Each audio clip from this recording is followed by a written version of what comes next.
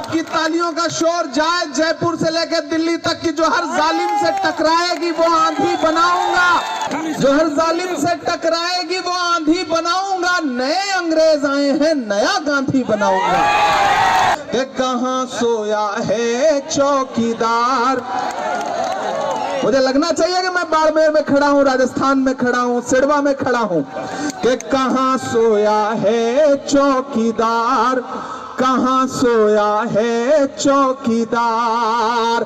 Petrol और diesel की कीमत रही सैकड़ा मार। कहां सोया है चौकीदार, कहां सोया है चौकीदार। एक शब्द है उम्मीद, उम्मीद से भी आगे एक शब्द होता है उम्मीदा। तो कांग्रेस पार्टी ने आपको उम्मीदा ला करके दिया है। आप सोचिए ना कितना प्लान करके आपको प्रत्याशी दिया गया है। तो इसलिए किसी झांसे में मत आइए।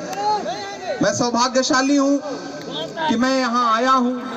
आपसे ये वादा कर रहा हूं कि उम्मीदा राम जी को लोकसभा में पहुंचाइए। ये लोकसभा में आपके मुद्दे पे लड़ेंगे और इनका समर्थन करने के लिए दूसरी तरफ राज्यसभा में मैं बैठा रहूंगा।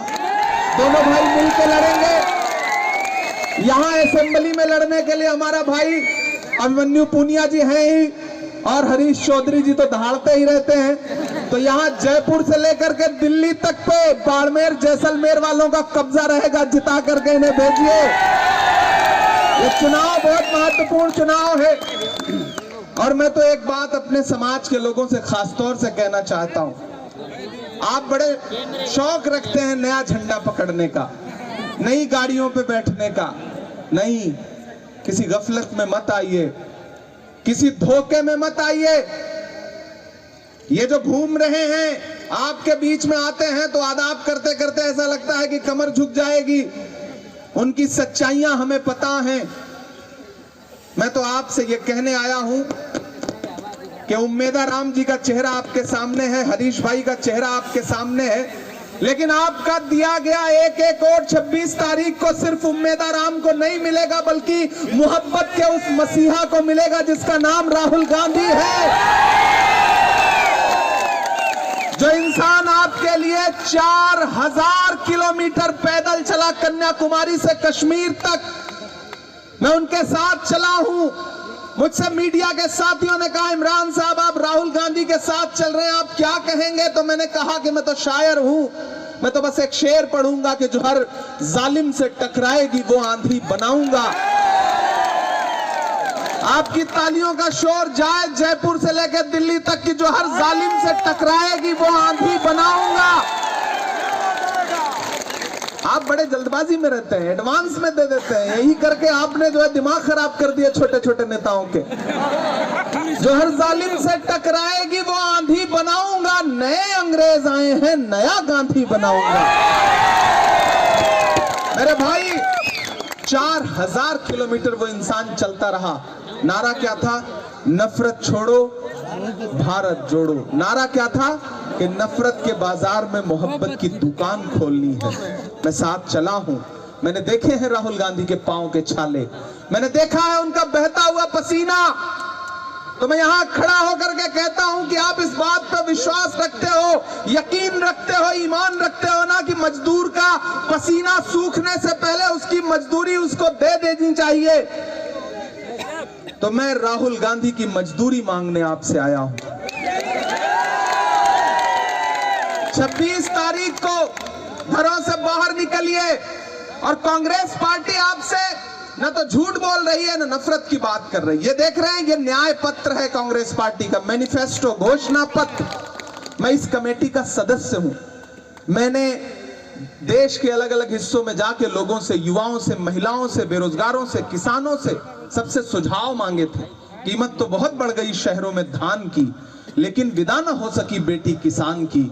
मौका मिला तो लोगों ने कुर्सी के वास्ते तस्वीर ही बिगाड़ दी हिंदुस्तान की। हमने लोगों से सुझाव मांगे और उस सुझाव के बाद ये घोषणा पत्र बना है, ये न्याय पत्र बना है। मैं लेकर के आपके बीच में आया हूं।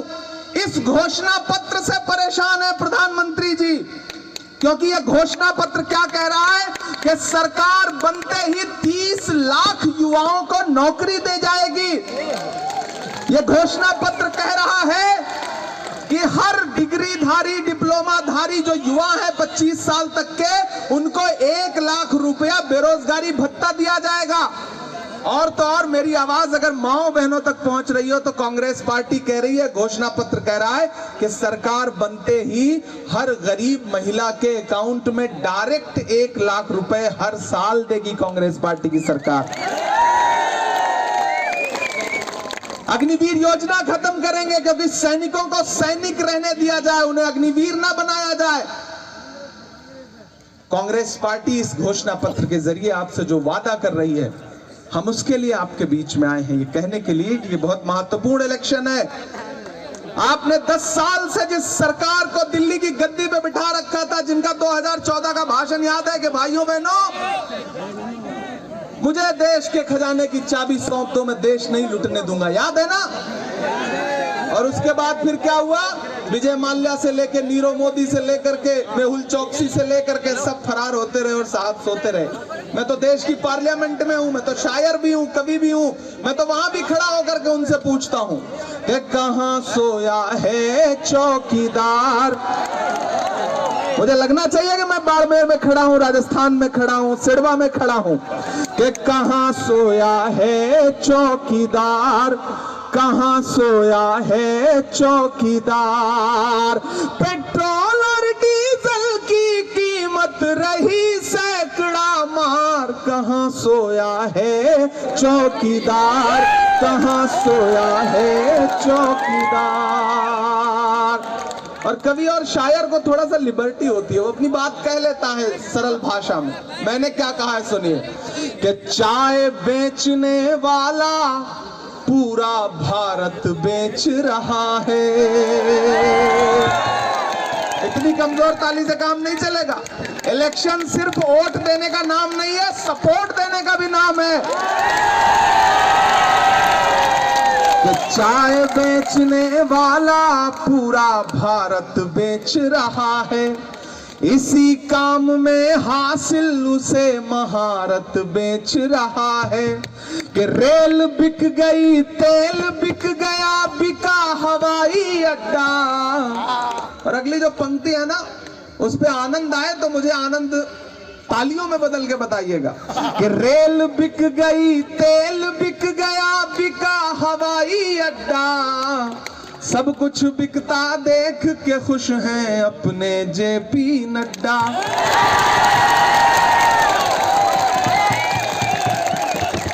कि जनता महंगाई की मारी करती हाहाकार, कहां सोया है चौकीदार, कहां सोया है चौकीदार। इसलिए आपको अपने घर से जा करके उम्मेदा राम जी के लिए एक एक वोट न सिर्फ खुद देना है, बल्कि लोगों को भी ले जाना है। इस इलेक्शन को उम्मेदा राम बेनीवाल बन के लड़ो, हरीश चौधरी बन के लड़ो, हेमाराम चौधरी बन के लड़ो, मंजू पुनिया बन के लड़ो, फतेह खान बन के लड़ो, इमरान प्रतापगढ़ी बन के लड़ो इस इलेक्शन को, क्योंकि ये इलेक्शन तुम्हारा है। आप इन्हें एमपी बना के भेजिए। हम और हरीश भाई आपसे वादा करते हैं कि आप यहां से कांग्रेस का एमपी बना के दीजिए, हम दिल्ली में इंडिया गठबंधन की सरकार बना के देंगे। यह आपसे हमारा वादा है। और सिडवा वालों, चूंकि आज समय कम है, कोड ऑफ कंडक्ट है, हमारी मजबूरियां हैं। हाँ, एक शायरी सुना करके ही जाऊंगा आप। मैं तो 4 पंक्तियां सुना देता हूं।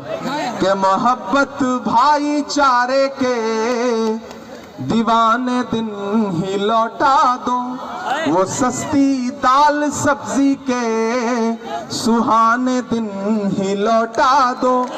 ये अच्छे दिन तो अंबानी अडानी को मुबारक हो, हमें ऐसा करो साहिब पुराने दिन ही लौटा दो, हमें ऐसा करो साहिब पुराने दिन ही लौटा दो।